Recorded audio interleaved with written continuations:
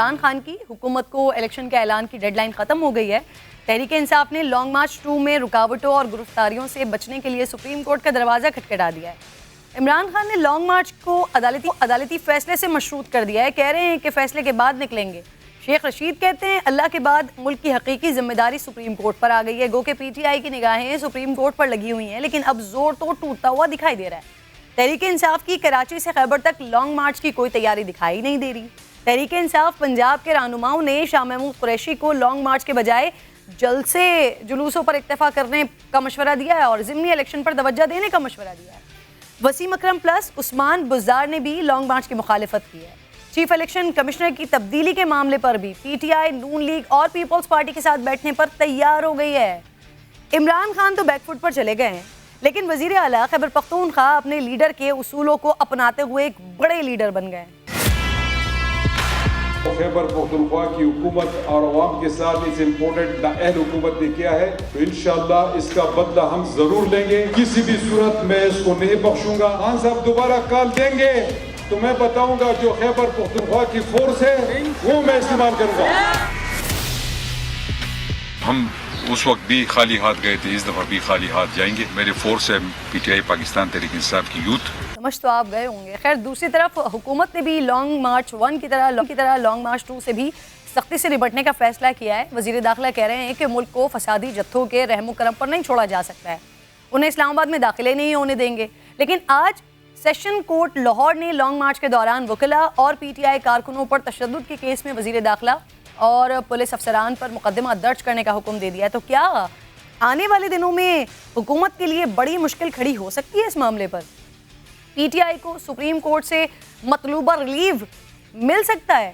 मुझे तवानाई कहीं खो गई है, वो बहाल हो सकती है? ये अहम सवालात हैं। अस्सलाम वालेकुम मंसूर, इमरान खान साहब की डेडलाइन हो गई है ख़त्म और तहरीक इंसाफ के अपने ही इमरान खान को लॉन्ग मार्च के बजाय इलेक्शन पर तवज्जो देने का मशवरा दे रहे हैं। क्या खान साहब इस सिचुएशन में भी कोई जज्बाती फैसला ले सकते हैं, समझते हैं आप? खान साहब पहले ही एक जज्बाती फैसला कर चुके हैं और 25 तारीख की वो जो कॉल थी, जब वो कॉल दी गई थी वो तब भी एक जज्बाती फैसला था। उसके बाद 25 तारीख को स्वाबी इंटरचेंज पे हेलीकॉप्टर के जरिए उतरना, वो भी एक जज्बाती फैसला था।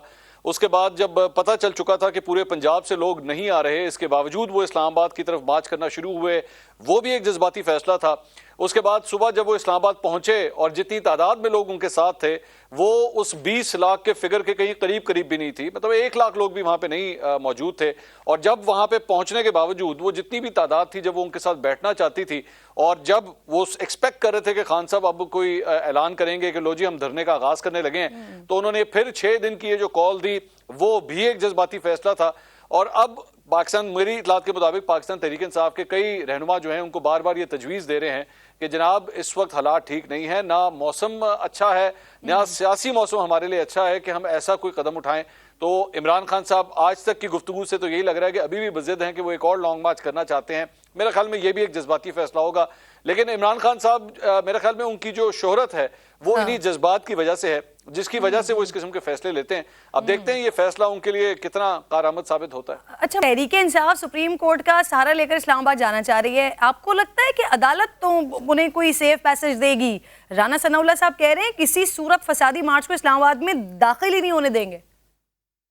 मेरे ख्याल में सुप्रीम कोर्ट ने उस दिन जब 25 तारीख को जो फैसला सुनाया था और हुक्म दिया था हुकूमत को कि जनाब इनके लिए रास्ते क्लियर किए जाएं, इनके गिरफ्तार कारकुनों को जो है रिहा कर दिया जाए, तो इमरान खान साहब को भी ये लगता है कि शायद सुप्रीम कोर्ट के दिल में मेरे लिए कोई जगह है, कोई सॉफ्ट कॉर्नर मेरे लिए है। लेकिन ये केस टू केस वेरी करता है। उसके बाद से बहुत सी चीजें जो है वो तब्दील भी हुई हैं। इमरान खान साहब खुद अपने एक इंटरव्यू के अंदर इस बात को एक्सेप्ट कर चुके हैं कि जी हमारे जो कारकुन थे उनके पास असलहा भी था, उनके पास पिस्तौल भी था और अगर वो तैश में आ जाते तो शायद वो भी इसका इस्तेमाल कर सकते थे। दूसरी बात यह कि वजीर आला खैबर पख्तूनख्वा महमूद खान साहब भी जो है वो एक खिताब के दौरान ये बात कह चुके हैं कि इस मरतबा मैं सूबे की फोर्स को भी मैं इस्तेमाल करूंगा। तो अगर इस किस्म की कोई सूरत हाल बनती है तो लॉ एंड ऑर्डर की बहुत बड़ी सिचुएशन बन सकती है कि खैबर पख्तूनख्वा से जो है वो फोर्सेज आ रही हैं और यहां से पंजाब की फोर्सेज और पंजाब की पुलिस उनका रास्ता रोकने की कोशिश कर रही हो। एंटी राइट्स फोर्स जो एक सूबे की वहां पे सामने खड़ी है और दूसरे सूबे की फोर्स जो है वो उसको काउंटर करने की कोशिश कर रही है। फेडरेशन इस किस्म के मनाजिर को देखना बर्दाश्त कर ही नहीं सकती। ऐसा कभी आज तक हमने पहले कभी नहीं देखा। मोहतरमा बेनजीर भुट्टो का कत्ल हुआ, सिंध से उनका ताल्लुक था, पूरे सिंध के अंदर उस वक्त हर जगह जो है वो धरने शुरू हो गए, फसादात शुरू हो गए, लेकिन तब भी आसिफ अली जरदारी साहब ने पाकिस्तान खप्पे का नारा लगाया था और इसे सुबाइयत से बालातर होकर उस चीज को हैंडल किया था। अनफॉर्चुनेटली इमरान खान साहब जिस तरीके से इस चीज को हैंडल कर रहे हैं और शहबाज गिल साहब और महमूद खान साहब जिस किस्म के बयानात दे रहे हैं, इससे एक सुबाइयत की बू आना शुरू हो चुकी है इस चीज से। अब सुप्रीम कोर्ट को क्या ये बू आती है या नहीं ये आती? जो आपने केपी के बयान की बात की, तो फिर ये भी इस पर कहिए ना कि उनको आज क्यों यू टर्न लेना पड़ गया। कह रहे हैं कि मेरी फोर्स आईएसएफ के नौजवान हैं, पहले लॉन्ग मार्च में भी खाली हाथ गए थे और अब भी खाली हाथ ही जाएंगे। ऐसी बात जो है वो सिर्फ और सिर्फ टेम्परेचर को डाउन करने के लिए कोशिश वो कर रहे हैं, क्योंकि आज वो सोशल मीडिया के कारकुनों से मुखातिब थे। तो इनकी ये जो फोर्स है वो इस किस्म की फोर्स अक्सर सोशल मीडिया के लिए ही इस्तेमाल होती है। एज सच दंगे फसाद करने के लिए आज तक कुछ बहुत बड़े बड़े वाकयात ऐसे कभी कोर्ट नहीं हुए। सो मेरा नहीं ख्याल कि ऐसा कुछ होगा, और अगर उनसे करवाने की कोशिश की भी जाती है तो मैं नहीं समझता कि पाकिस्तान तहरीक इंसाफ के कारकुनान जो हैं वो इस तरह के ट्रेंड हैं कि वो पथराव करना शुरू कर दें या बहुत ज्यादा इस किस्म के पुरतशद्दुद कार्रवाइयों में मुलव्वस हों। मैं नहीं समझता कि ऐसा होगा, उनकी ट्रेनिंग आज तक तो इस तरह नहीं हुई। अलबत्ता ये जरूर है कि चंद रहनुमाओं की जानिब से खास तौर पे अभी फवाद चौधरी साहब ने भी एक खिताब के दौरान इस किस्म की बात की थी कि जी हमें फिर आप मजबूर कर रहे हैं कि मिलिटेंट विंग जो है वो हमारा बना दिया जाए। तो मेरा ख्याल में अभी तक तो आईएसएफ कम से कम वहां तक नहीं पहुंची। अल्लाह ना करे कि आइंदा भी कोई इस किस्म